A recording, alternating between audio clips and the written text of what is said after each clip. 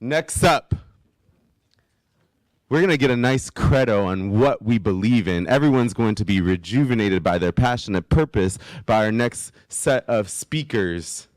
Welcome to the stage, Alice Laramore from the Lilla G. Frederick Pilot School.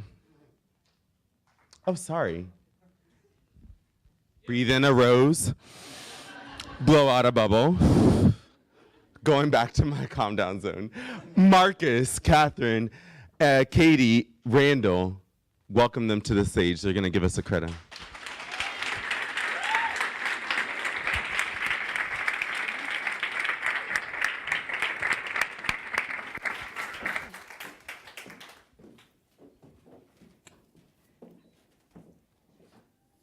My name is Katy Ramón, and I'm an 8th grade math teacher at the Gardner Pilot Academy in Alston. I teach writing in my math class because I believe that all students deserve a command of the language of power and should be writers in all contents. I know that it will take more than me, one teacher, to make my students into the powerful writers that our world needs. I cannot do this work alone. And so I found a team of teachers to do this work with me, the Writing is Thinking team. We believe that when a team of teachers aligns around a set of fine-tuned foundational beliefs, that team builds powerful, intentional, teacher-driven collaboration. Our team, comprised of the 7 teachers you see on the screen, are diverse in content, experience, pedagogy, and teaching styles. But we are similar in that we hold the same set of foundational beliefs, and that is what makes this work.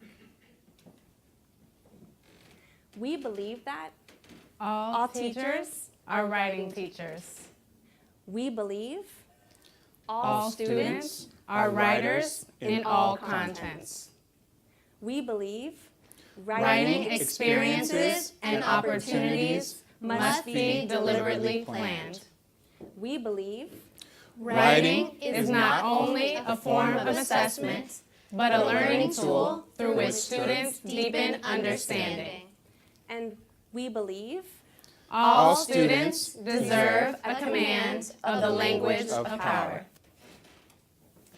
So the 5 of us knew each other through various professional channels, but the first time that we came together as the Writing is Thinking team was at the 2015 Teach to Lead conference right here in our city. And at that conference, we really hashed out our what and our why.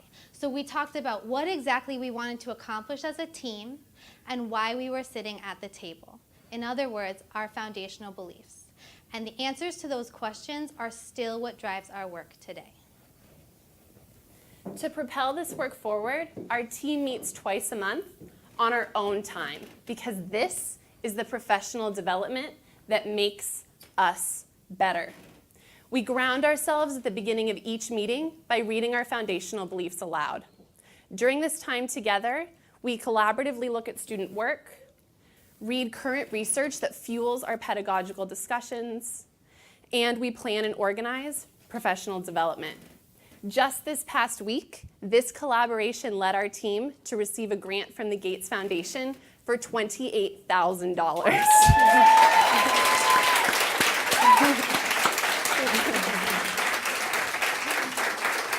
So we will be organizing our own conference this coming fall to celebrate and elevate teachers of English language learners.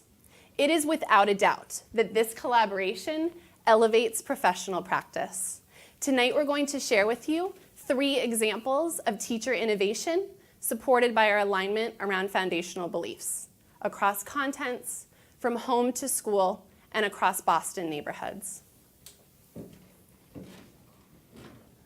Because we believe that all teachers are writing teachers and that all students are writers in every content area, we work together to increase the rigor of our curricula, and we aligned around common writing standards in both of our classrooms.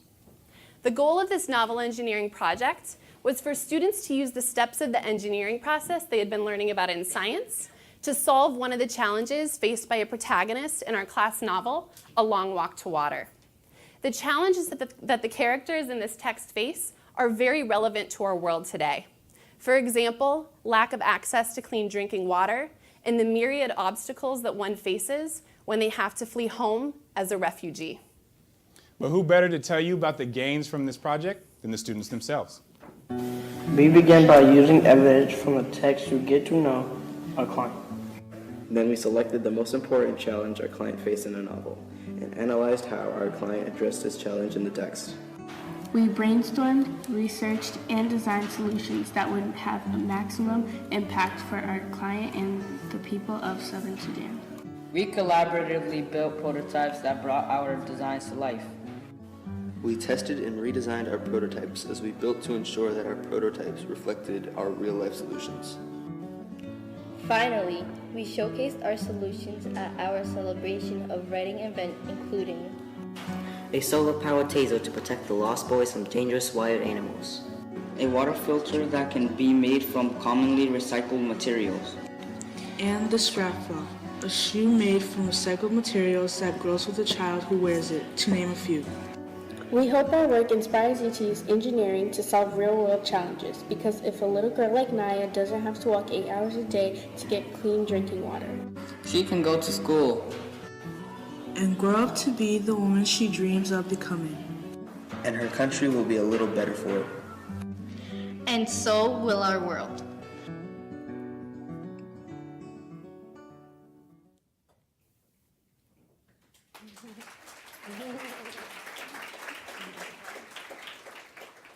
Because we believe that writing experiences and opportunities must be deliberately planned, we, along with community partners, organized Expresiones, a celebration of writing in which classrooms across every content showcase student writing. Families were able to gain strategies and tools by which they can reinforce writing expectations at home. And this event illuminated for families how writing in science and math may look different than writing in ELA, but similar in the fundamental writing expectations. So, for example, in the 6th grade classroom, when I had kids come in for the ELA course, families interviewed their children. In this picture, it's hard to tell who's the teacher, who's the parent. In some cases, it's hard to tell who the student, the teacher, and the parent are. And this was done on purpose. Families were interviewing their students so they can understand how 5th grade writing changes once they get to 6th grade. What is the expectation in middle school? And this conversation is important so that the families can support their children at home. While they were having these conversations, and some parents were sitting there like, oh, wow. I circulated as a sharer, to give my 2 cents, but I also circulated as a listener to understand where families were coming from. In the 7th grade math classroom, you see a picture of 2 parents laughing as they realize how different math is in 2016 and how difficult it is for a 7th grader. You see that the teacher is laughing along with them as they remember, I'm actually sending this kid home with a lot of work, and it's difficult for a parent to help them from time to time. So these collaborative conversations were important so that we could support children together as a community. And these candid moments were planned. They didn't happen by chance, because we know when we plan events for families and children, we see success.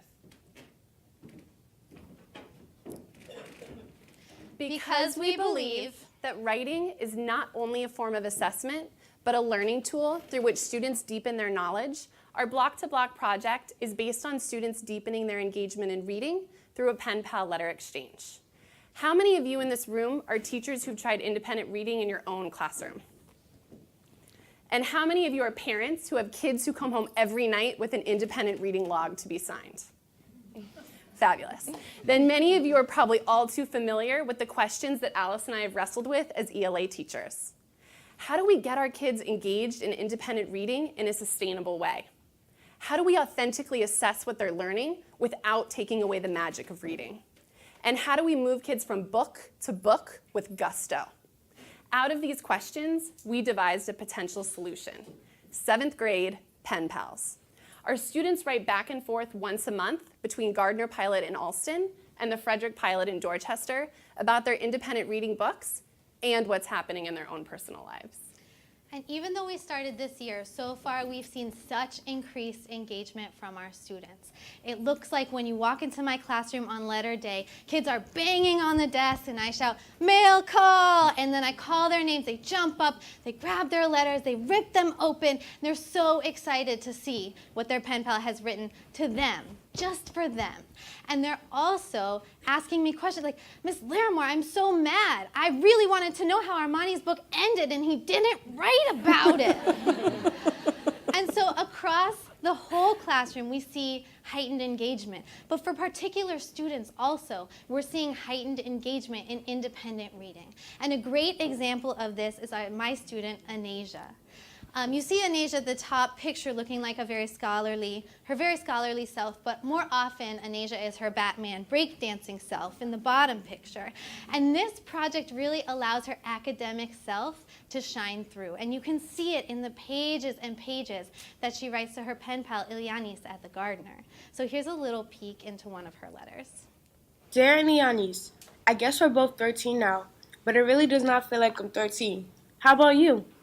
I'm reading this book called The Lonely Hearts Club. I love that book.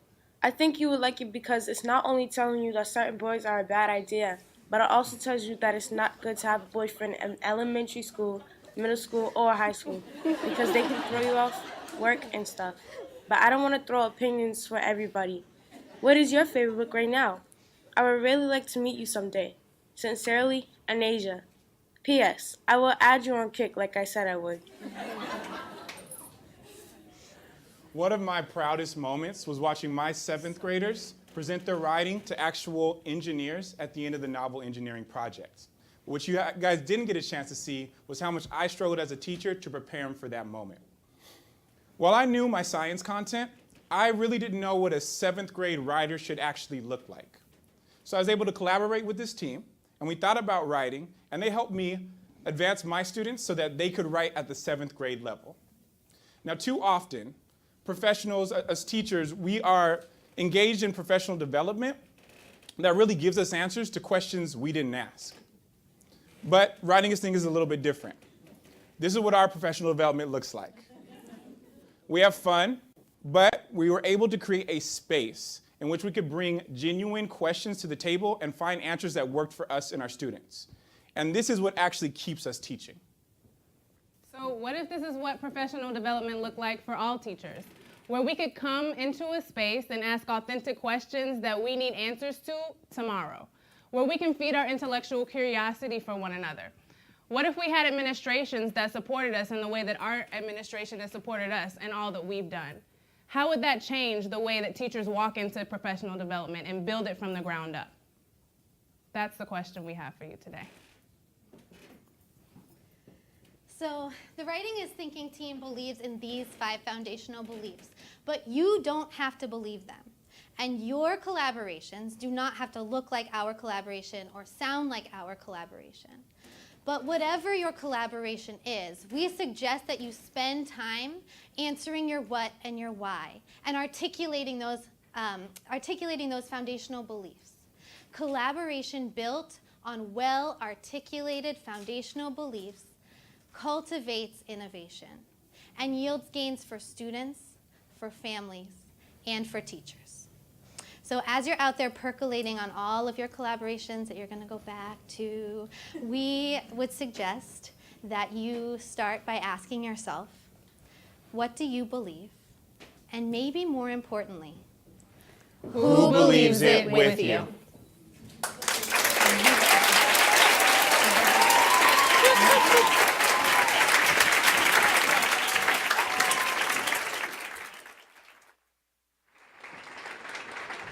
We believe, we believe. We believe, we believe. This is a great time for that group song, so go ahead and clear your vocal cords. Be ready. No, just kidding. Turn to your neighbor and tell your neighbor one thing that you believe in regards to education. 30 seconds, go.